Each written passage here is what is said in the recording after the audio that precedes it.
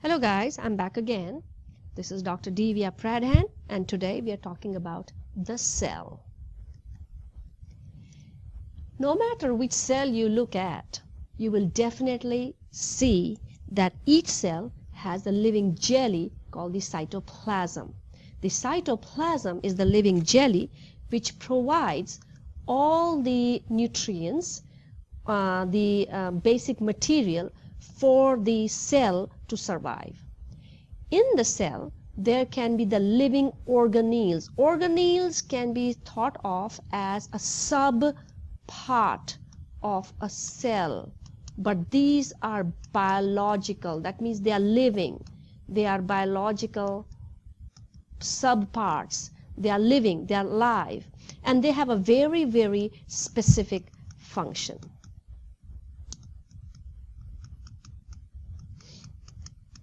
So there are two types of organelles, membranous and non-membranous. We'll talk about it in a few minutes. Of course, there are the non-living also components, the inclusions. We'll talk about that too soon. All right, this is a picture of an animal cell. We'll talk about the other kinds of cells. That's the plant cell and prokaryotic cell later on. But obviously, right from the very first, just by the basic look, you can see that this is a eukaryotic animal cell. Just as a quick reminder, a eukaryotic cell has what we have is a nuclear membrane and many organelles that a prokaryotic cell will not have. So this is a basic simplified drawing of an animal cell. We'll talk about each part. The first part that we come across is a cell membrane. Cell membrane, inside which is the living jelly, is the boundary that separates the inside of the cell from the outside. This cell membrane is made up of two layers of it's a biphospholipid layer. So biphospholipid layer. So here there are two layers. So this spelling B-I-P-H-O-S-P-H-O, biphospho, that's biphospholipid layer. As you can see, there are two layers. This is one and this is two. So two layers of lipid. The only difference is that they have a phosphate in there along with proteins. So here the biphospholipid layer we'll talk about on our next slide more in detail. But basically the function of this lipid layer, biphospholipid layer, is it is semi-permeable. It is semi-permeable. It is selectively permeable. It will only allow certain substances to pass through. So it is semi or selectively permeable. It will select what's coming in and what's going out of the cell. Because it is a eukaryotic cell, we have a well-defined nucleus with a nuclear membrane. A nucleus is actually the control center of the cell. It has a nuclear membrane or nuclear envelope, which is very much like the cell membrane. In other words, it is made up of double biphospholipid layer, and it also has these small pores, nuclear pores, through which material can go in and out of the nucleus. It is also semi-permeable. Inside the nucleus is a living jelly. This living jelly is called nucleoplasm. Inside this is the nucleoplasm.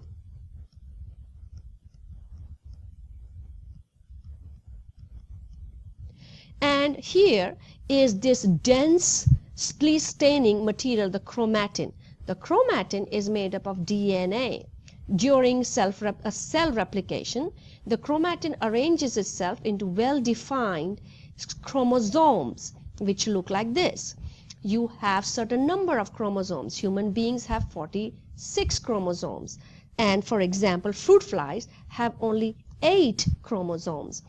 Chromosomes carry DNA, which is basically determines what you are. For example, you have black hair or I have black hair, I have black colored eyes, and the reason is because that is my DNA. DNA controls the entire metabolism of the cell. It is the blueprint of life. It is the hereditary material.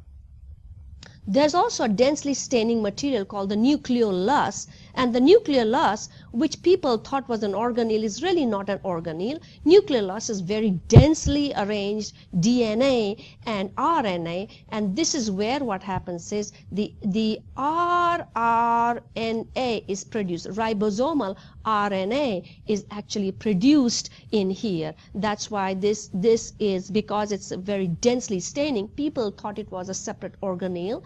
It is not. So this basically is the nucleus. We then come to the endoplasmic reticulum. If I were to draw a cell, an animal cell, so here is my nucleus, here's my cell membrane. The endoplasmic reticulum would appear like this. It is just a membrane-bound organelle. Now, sometimes some parts of this endoplasmic reticulum, or the ER, has these round circular bodies sticking to it, and therefore this is called the rough ER. And there's part of the ER which does not have the ribosome. It's called smooth ER. The smooth ER, the function of smooth ER is lipid synthesis. But this is also responsible for detoxification. So detoxification of alcohol, detoxification of drugs takes place here. The function of the rough ER primarily is transport. It is going to transport material from here to the Golgi. So this is the nucleus, this is the ER, and you have Golgi sitting right here. The Golgi bodies look like a stack, membrane-bound stack, and these are called the cistern. Cisternae or cistern. And basically, the endoplasmic reticulum is sending all that is produced by the ribosome. These are the ribosomes. So the ribosomes are a site of protein synthesis. We'll talk about this in a few seconds. So this is the place where protein synthesis is taking place. What does the rough ER do? The rough ER packages it and sends it to the Golgi. Well, what happens in the Golgi? The Golgi, as soon as it receives material, it will sort it, it will modify it, and it will repackage it and will send it wherever it is supposed to go. So say, for example, that there is the protein that's made by the ribosome right here, packaged by the rough ER to the Golgi, that is supposed to go in the nucleus. Okay, so it is going to pack those proteins and send it to the nucleus. So what basically the good analogy of this Golgi would be the post office. The post office sorts your mail and sends it to the correct address. Well, that's what Golgi is doing in here. Obviously, Golgi is very well developed in those cells which are responsible for secretion. Let's say, for example, salivary glands or gastric glands. These are producing the saliva. The gastric glands are producing the gastric juices. So those cells making up those glands will have very rich or big, well-developed Golgi bodies. The next is the mitochondria. Mitochondria is a very, very unique organelle. It is a double membrane. There are two membranes, and it looks like a hot dog with some ketchup. So here it is very, very unique because this is the powerhouse of the cell, where actually the last steps of aerobic respiration take place. And this is where what happens is ATP generation takes place. We will study this more in detail, but here there are folds called the cristae, and this is the liquid part which is called the matrix, which we are going to study later on. Mitochondria is unique because it has its own DNA, and a lot of scientists are of the opinion that this mitochondria was actually a prokaryotic cell which was swallowed by a eukaryotic cell, and it has just started living in there. So a prokaryotic cell living inside a eukaryotic cell, and this was the endosymbiotic theory, by symbiotic theory. hypothesis. Next is the lysosome. Lysosome are called the suicide bags. The lysosomes have lytic enzymes. These are the ones that will break down material. So these are responsible. Say for example, look here. Here there's a protein molecule. So protein needs to be digested. All right. So the lysosome is going to secrete some of its lytic enzymes and it is going to digest that protein. But not only will it digest food, or what happens is any parts of the cell that are dead or dying, it will also digest parts, like I said, parts of the cell that are dead and dying. Look, it is digesting mitochondria because the mitochondria is old. It needs to be destroyed. It needs to be digested. The reason they are called suicide bags is because if the lysosome,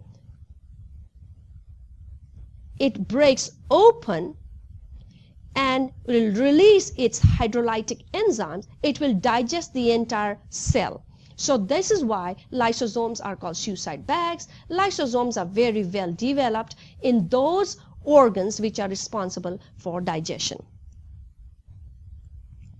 Now are the non-membranous organelles. Well, the non-membranous organelles are made up of, the first thing we are talking about is the cytoskeleton. So here, like I said before, an animal cell has this living jelly with a very thin cellular cell membrane. Well, what holds the jelly together is this cytoskeleton, which sort of forms like a web, like a mesh. So they are made up of, the largest is the microtubules, which are basically the protein tubulin, forms literally tubules, thin pipes, tubes, actin filaments, and intermediate filaments. So this is the biggest, and the smallest are of course the actin filaments. Intermediate filaments are in between size. The function of the microtubules is that they will form the spindle network, and this will allow for the movement of the chromosomes during cell replication. You don't need to worry about it right now. We'll tackle that in the following chapters. But right now understand that these microtubules are going to move the chromosomes or any part of the cell.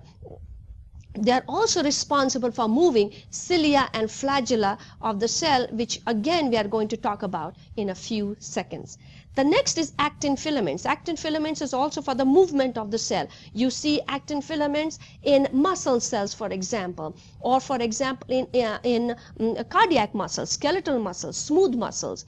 All right, the intermediate filaments, they provide mechanical support. They provide the mechanical support or the support, like a mesh inside the cell.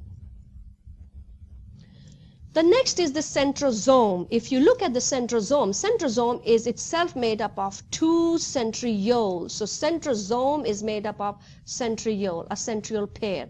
A centriole is made up of 9 triplets. 1, 2, 3. There are 9 triplets of microtubules. So just an arrangement of the microtubules makes up this centrosome. Like I said, this is a non-membranous organelle. We don't have the membrane structure as we talked about the biphospholipid layer.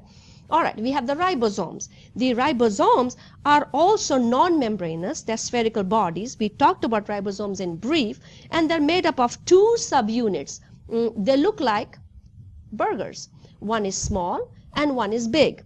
We'll talk about this again later. Well, sufficient to say for now, ribosomes are responsible for protein synthesis, and these are made up of rRNA. Vacuoles. Vacuoles are a single layer of unit membrane enclosing water and chemicals. Their function is storage. But in association to vacuoles, also I need to talk about vesicles. Vesicles are very tiny vacuoles which have the same function as vacuole is larger, vesicles are smaller.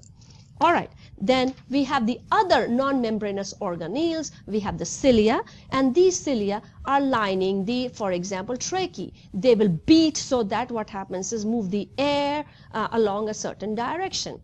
Microvilli. Microvilli are more for absorption. They are found in the small intestine. They are very, very tiny projections of the cytoplasm.